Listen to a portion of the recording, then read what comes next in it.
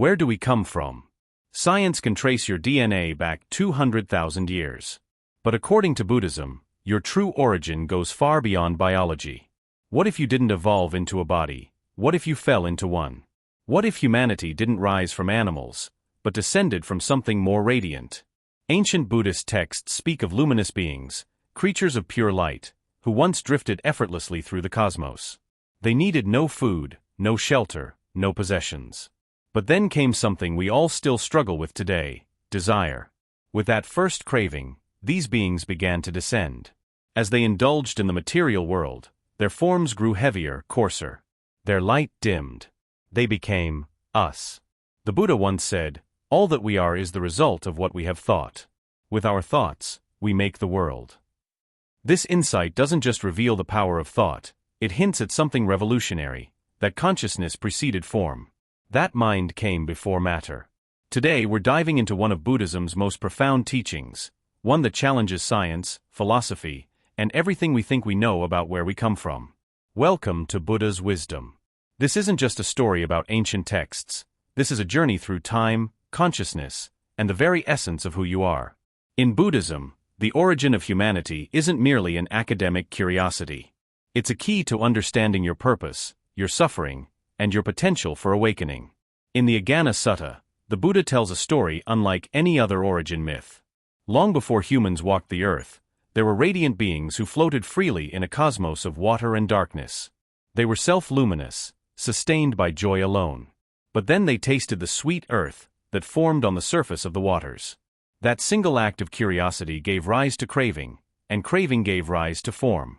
As they consumed more of this substance, their bodies grew dense.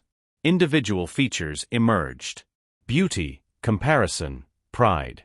They went from glowing beings to flesh-and-bone humans, bound by gravity and by desire. This story is more than mythology, it's psychological truth. The Buddha shows how the material world emerged as a reflection of inner desire. That humanity itself is the product of a mental descent, a fall from unity into separation, from light into form. And it didn't stop there.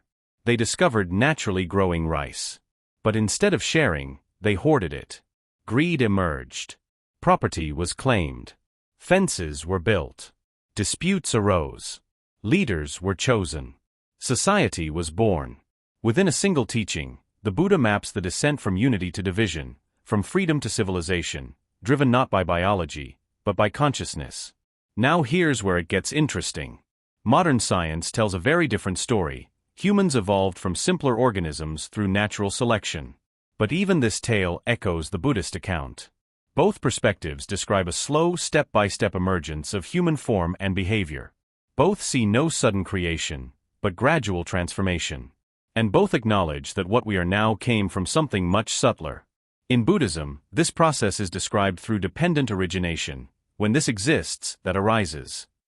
Nothing is born in isolation. Everything emerges from causes and conditions, including our species.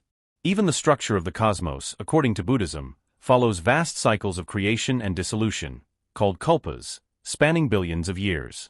Just like the Big Bang Theory, which describes the universe expanding from a single point, Buddhism speaks of infinite expansion and collapse. Two languages. Two lenses. One unfolding reality. But Buddhism goes a step further. While science can trace your physical ancestry, Buddhism asks, what about your mind? As these luminous beings grew heavier, their minds changed too. Where there was once simple awareness, distinctions formed: self and other, beautiful and ugly, rich and poor. Greed, hatred, and delusion, the three poisons, took root. And just like genetics passes on physical traits, Buddhism teaches that these mental patterns are passed on karmically. Not just culturally, but energetically, etched into the very fabric of human consciousness. Mind precedes all things, the Buddha said. With our thoughts, we create the world. So maybe humans didn't just evolve minds. Maybe it's the mind that evolved bodies. This brings us to a deeper question. Why is being human so important? In Buddhist cosmology, human life holds a unique position. Gods enjoy too much pleasure to seek truth. Hell beings suffer too much to do anything else. But humans, we're in the middle. We suffer, yes, but we're also aware. We crave, but we can choose. We feel pain, but we can reflect on it. And that balance makes spiritual growth not just possible, but urgent. The Buddha called human birth rare and precious. Not because it's uncommon in numbers, but because of the perfect conditions it represents, the capacity to awaken. So what does that mean for you? It means that your existence isn't random. It means that every moment you live in this body, with your unique blend of awareness, desire, and choice, is a doorway back to the luminous being you once were. You are the meeting point of mind and matter, the battleground between craving and clarity, the descendant of light, wrapped in form. The Buddha's origin story isn't just about where we came from, it's about where we're going. And it suggests something radical. That liberation isn't about becoming something new. It's about remembering what you already are. The Buddha once shared a metaphor so powerful, it shifts how we see our very existence. He said, "Imagine the entire earth covered in a vast ocean. Once every 100 years, a blind turtle rises to the surface for air. Now imagine that somewhere on this ocean floats a single wooden yoke, drifting aimlessly with the waves. The odds of that turtle surfacing with its head through the hole of that yoke? That is how rare it is to be born as a human." This isn't just poetic imagery. It's a wake-up call. Because to be human, to be conscious in the way we are, is to exist at a delicate intersection. We carry just enough suffering to spark reflection. Just enough freedom to choose a different path. Just enough awareness to seek awakening. This balance didn't happen overnight. It took countless cosmic cycles to emerge. Once we understand that, something shifts. We stop taking our lives for granted. We begin to see this human form not as an accident, but as a culmination, a sacred opportunity. We are not just a species. We are a moment in the evolution of consciousness. And with that recognition comes responsibility. The Buddha taught that human beings alone hold the potential to break the cycle of rebirth. Not because we're perfect, but because we're perfectly poised between heaven and hell, pleasure and pain, clarity and confusion. Our suffering isn't a flaw in the system. It's the pressure that cracks open wisdom. So, where does this leave us? If we now know where humans came from, can we begin to understand where we're headed? Buddhist teachings speak of vast cycles, endless turning wheels of creation and dissolution. And within them, two possible futures unfold. One is the path we know too well, deeper attachment to the material world, stronger craving for sensory pleasure, increasing division and distraction. This path leads to what the Buddha called the degenerate age, a time when spiritual truth is all but forgotten, and awakening becomes a distant dream. But another path exists. The Buddha pointed to a quieter revolution, one that begins in the heart and radiates outward. As more individuals awaken compassion, cultivate mindfulness, and embody wisdom, these qualities ripple across the collective field of consciousness. We begin to change, not just inwardly, but outwardly. Perhaps our physical forms will follow our awareness, becoming lighter, clearer, even luminous again, like the radiant beings we once were. And maybe, just maybe, consciousness will evolve beyond the need for form at all. This isn't fantasy. Advanced meditators across centuries have reported states of awareness that transcend the body, pure, boundless consciousness unshackled from physical limits. What if these aren't hallucinations, but glimpses into future stages of evolution? What if what we call supernatural abilities are actually natural potentials, seeds of a future humanity taking root in the present? The Buddha offered this metaphor. As a lotus is born in water, grows in water, and rises out of water to bloom above it unsoiled, so I, born in the world, raised in the world, having overcome the world, live unsoiled by the world. It's a message not just of transcendence, but of transformation.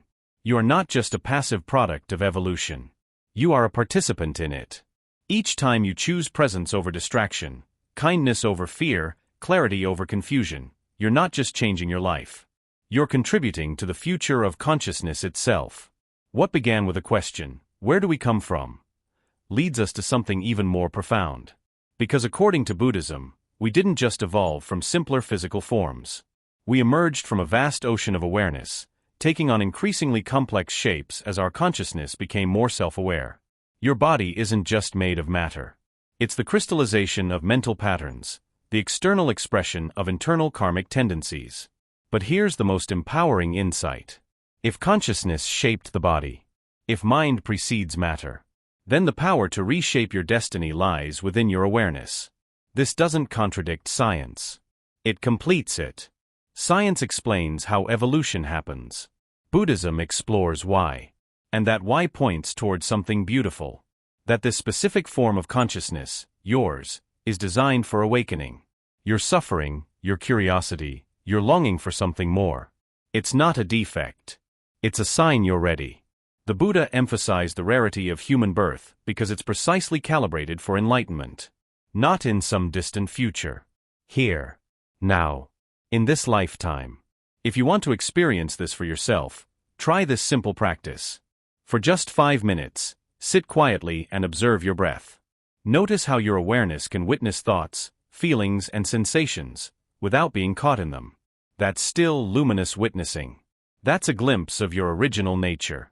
Through regular meditation, you begin to loosen the knots of density, gradually returning to that lightness that's always been within you.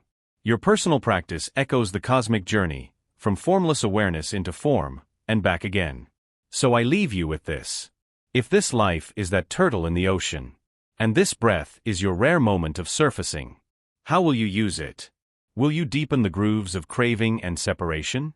Or will you use this precious human birth to rediscover your true nature? Your answer doesn't just shape your life.